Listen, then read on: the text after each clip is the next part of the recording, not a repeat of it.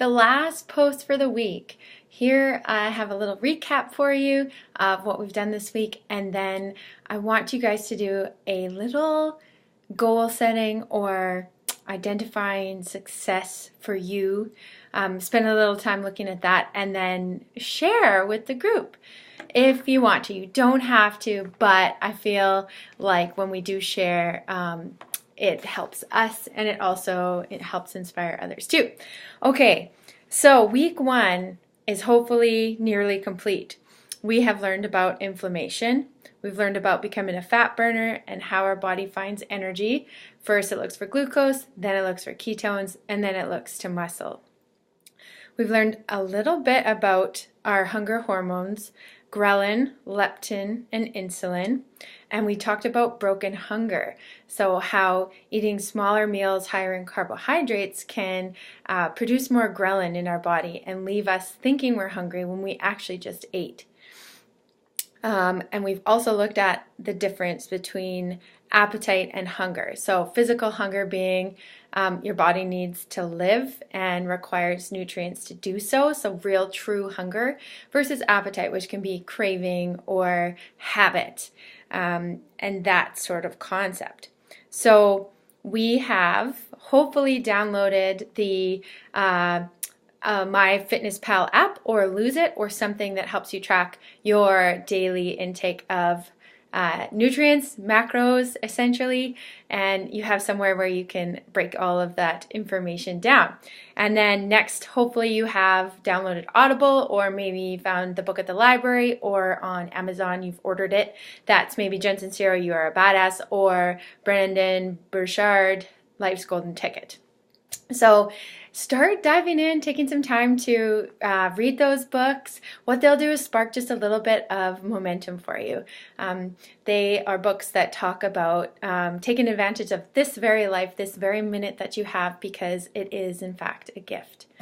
Okay, now by Sunday, I'm hoping that you guys have had a chance to look at all the videos and then a chance to review in the file section a few important pieces.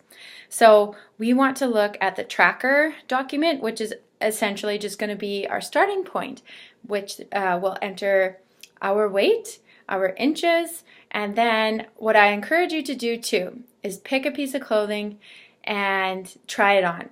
You don't have to do that. Like, I want you guys to do before and after pictures too, but you can pick a different outfit for that. But essentially, when we are looking at the next 12 weeks, we don't want to be obsessed with the scale, because the scale is sort of a measure of a gravitational pull.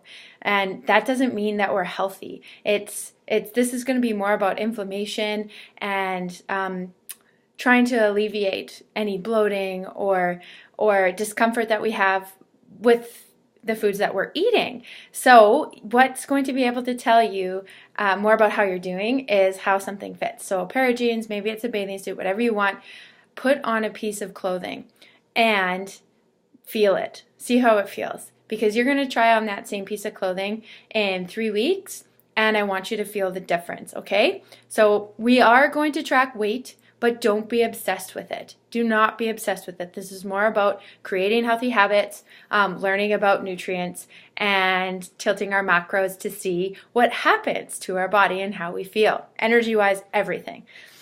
All right, so that sounds good. So tracker. The next is there's an anti-inflammatory foods list that I want you to have a look at. And that is sort of... I think that's everything for this week.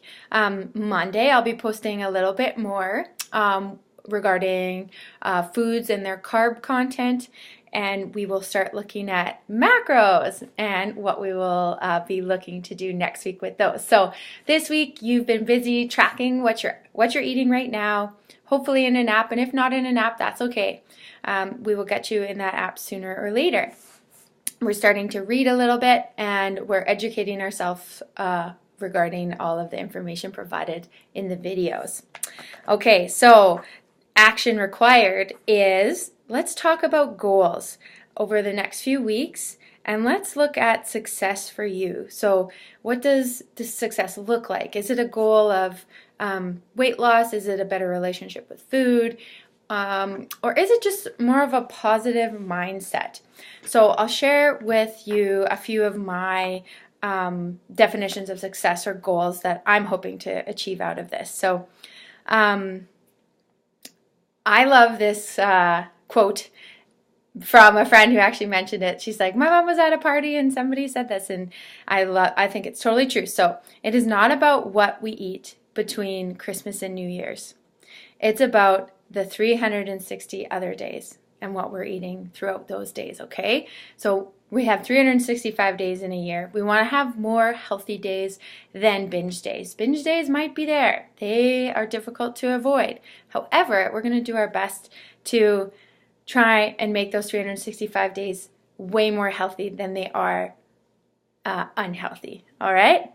Now, okay, I want to have myself give a conscious effort to sit down, do nothing else, no phone, no TV, no reading, but just eating.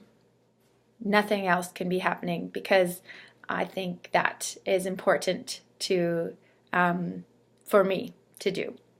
And then I'm going to feel less guilt for eating healthy.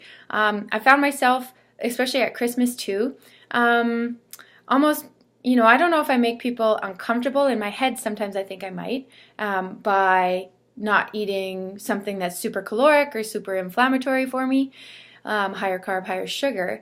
So I tend to, overindulge in those things because I'm trying to prove to people hey, it's okay to eat bad things, because I don't want people to not eat something because I'm there, and I find that happens. So I don't want that to bug me anymore. I don't want to feel bad for what I'm putting in my body or what I'm not putting in my body. And okay, as far as meal prep and healthy cooking, I often find myself saying the ideas are the hardest part, and they are. But you know what?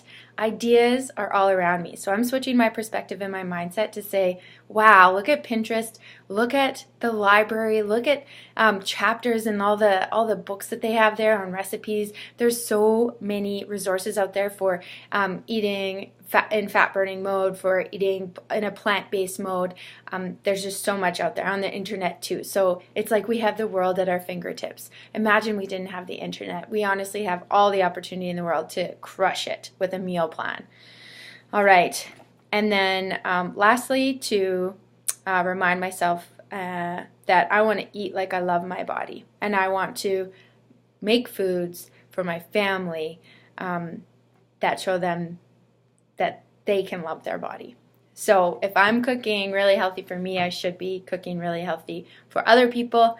And all the treats that I bring or whatever I'm bringing to the table in regards to a potluck, I don't want it to be caloric and not good. I want it to be good for everybody.